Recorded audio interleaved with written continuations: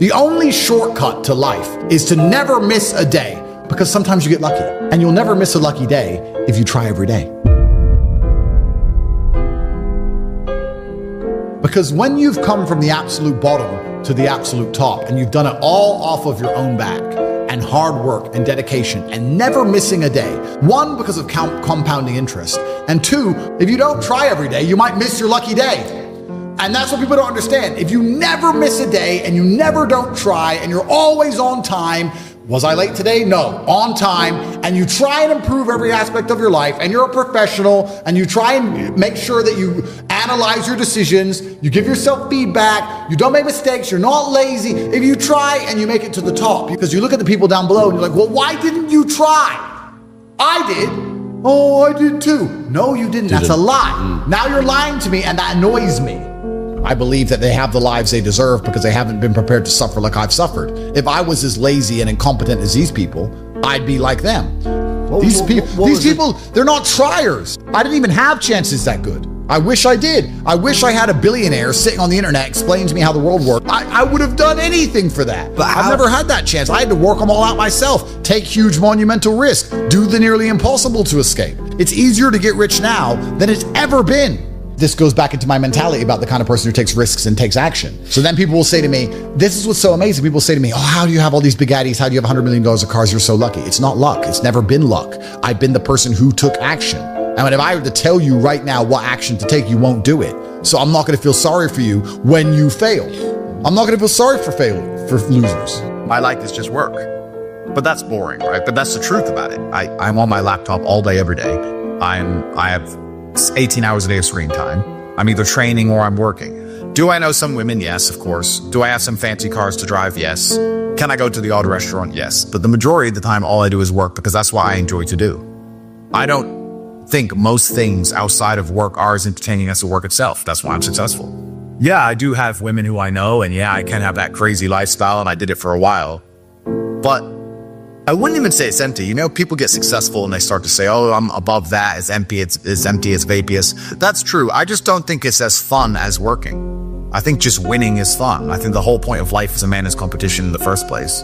Life is rented. I know exactly what you're saying, but I'm saying my philosophy is that you never own anything that you're not renting anyway. Your physical health is not something you have. It's something you rent. If you don't look after it, you lose it. Just like a house, if you don't pay the rent, you lose the house. It's the same with your business. If you don't look after your business, you lose the business. You lose your money. The same with women. If you don't look after the women, you lose the women. So do you have to sit there and attribute value to each thing and work out, is this worth the extra seconds in the day to maintain it? And if I'm going to do anything, you're going to optimize it, right? Isn't that life? You go to the fight gym and you spar and you lose and you get better. You attempt to optimize it. You try and make some money. You attempt to optimize it. You attempt to grow the number of followers you have on your YouTube channel. When you go out dating women, you attempt to optimize it to get better at it. If I'm going to speak to people, I'm going to optimize it to be maximally effective. I want to be the person who can say less words than everybody else and have a larger impact. That's what I want to do. I've chosen that. I've decided to do that. I understand that to be able to do that, I also need to have a certain persona and a certain capability. It's hard to do that if I'm not financially successful. It's hard to do that if I'm physically weak. If I walk into a room and I want to bellow and I want to sit and talk in a particular manner, but I'm physically weak and broke, nobody gives a shit. But I have real world accolades. Also, a lot of my real world accolades are based on the fact that I've suffered and I'm prepared to go through difficult scenarios for the things I've said, which once again adds credence to my words. Does happiness exist to you? I don't think it's important. I am already happy, and I'm happy all the time, even when bad things happen. I'm always a happy person. I don't operate in the happy, sad paradigm. So to me, I'm always happy because I don't measure it. If you don't measure something, it doesn't exist. If you give attention to depression, you're depressed. If you give attention to how happy you are, you're always going to be measuring if you're happy or not that day. If you don't think about those things, they don't exist. I don't give measurement to them. Is that the heartbreak part is the best part. Yeah. That's the real love. The whole holding hands, everything's happy, we're out at dinner, smiling, laughing. No, that's boring. The true memory of love, the actual real fun part of the love is the part where you feel the deepest, and you feel the deepest when it goes wrong. And we can apply that to everything. That's the funnest part of life. Funnest part of life. It's never fun at the time, but in retrospect, when you want to use hindsight and analyze your entire life via the lens of your mind, when you go back in time, those bad times are the best times. Because I believe as a man, chasing happiness is probably the most asinine thing you can do. It's the easiest way to lose as a man is to chase happiness. What will make me happy is not how you win as a man. How you win as a man is, I don't care how I feel, what must be done. And really the only thing that's fun in life is work. The only thing that's fun is the thing that made you rich in the first place. That's the reason it made you rich, because you found it fun. There are no fun activities to do once you're rich. The only thing you can really do is slow things down. So a poor person has a 1 hour lunch. I'm allowed a 4 hour lunch. Great. You can add some time to things. But I don't know. I see there are some other rich people who, they get enamored by wine, and they think that giving their life to tasting different grapes is somehow not a complete waste of consciousness. But they're dipshits. And that's why they're not important. And that's why no one knows who the f they are. So when I talk to other millionaires, they're like, oh yeah, I'm gonna wine. I like to spend my time wine. Well, then you go do that. Life is just, it's a game. We're living in a simulation. And if you want a high score, you have to choose the highest difficulty. So I want a high score. A lot of these people, especially people who talk about Zen, Stoicism, etc., I distrust. And this isn't specifically about him. This is about all of these people.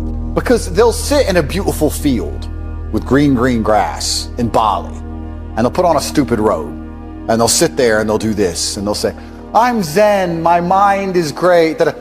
You're in a beautiful field in Bali. Of course you're Zen. What are you gonna be upset about? It's sunny.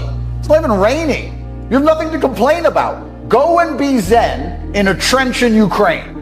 Then show me your Zen. If you're so Zen and you're so fantastic with your mind, any of these people, I openly challenge you, considering you're all physically incapable, go do an MMA fight and get the shit kicked out of you. Go and you know you're gonna lose because you're a pussy. I know you're gonna lose, you know you're gonna lose, he's gonna hurt you, but you're Zen. Show me the power of your mind. Go get your ass whooped.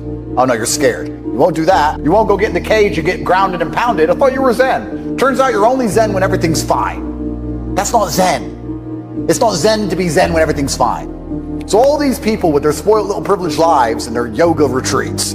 Oh, I feel so great in my yoga retreat. Oh, you feel so great in one of the most idyllic locations on the planet, eating food that's prepared for you. You feel great. Wow, mental control. For the clown show. It's a clown show. If these people were truly who they wanted to pretend they are, they'd be in the trenches somewhere. The UFC fighter has more Zen when he's getting punched in the face in front of all these people, in front of his screaming wife, worried about him losing consciousness forever.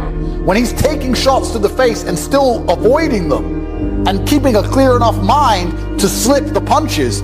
So all these people are full of shit, because if they were truly Zen, they'd live a life similar to mine. But they don't. I ain't lonely. I've never been lonely.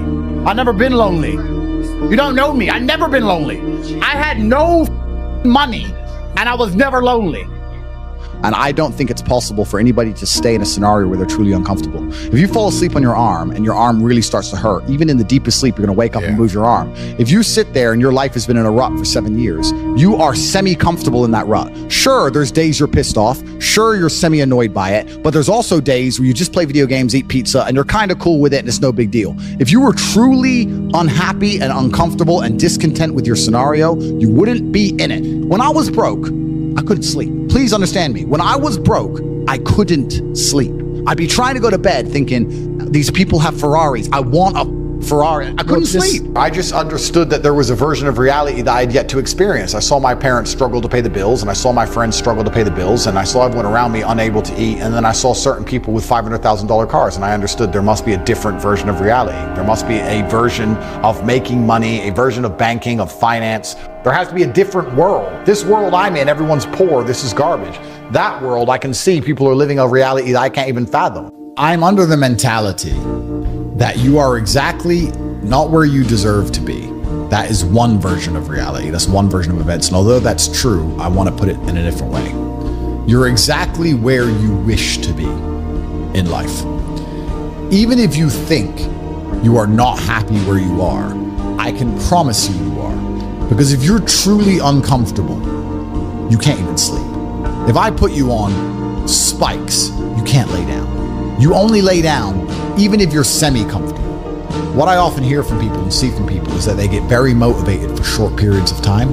They'll be very motivated to change their life for 3 hours, and then they'll just go back to playing video games, and they're actually not unhappy with their life. They're fine to play video games and eat beans on toast and sit around in a small little apartment. They only become unhappy for a few hours now and again. That's when they talk about how motivated they are. That's when they talk about how hard they want to try. But in general, they're actually perfectly fine with their life, meaning they wish to be there. If they wished to be anywhere else, they wouldn't be doing what they're doing. And by extension, they would be exactly where they wish to be. I want you to understand at home, whether you're successful or unsuccessful, you wish to be where you are. If you wished to be big, you'd be big. You would train all day, every day. There is no such thing as wanting to be big and wishing to be big truthfully and not being big. If you say to a man, do you want to be bigger? They'll all say yes. But do they really wish for it? Oh, you'll take it for free. Well, you'll take anything for free. You'll take a Toyota Corolla for free. You won't buy one. Taking something for free is very different than going out there and earning it and paying for it. They're very different things. So you're as big as you wish to be. You're as rich as you wish to be. You live where you wish to live. Because truthfully, when you wish for something with all of your heart, never in history has the universe or God failed to give it to you. Anything you've ever truly wished for in your entire life, you have gotten 100% of the time. So then the logical extension of this mindset is you have to analyze and decide, one, why you wish to be where you currently are. Why? And two, if you want to change that, where you actually genuinely wish to be. Because you have to make sure you really want it. Everyone will say they want to be have $100 million. Everyone will say it, but it's not true. And if you don't wish for it, you're never going to get it. And in fact, you won't even elevate from your current position unless you're more realistic with your wish and say, I don't want 100 million, I just want 1 million. That's my advice.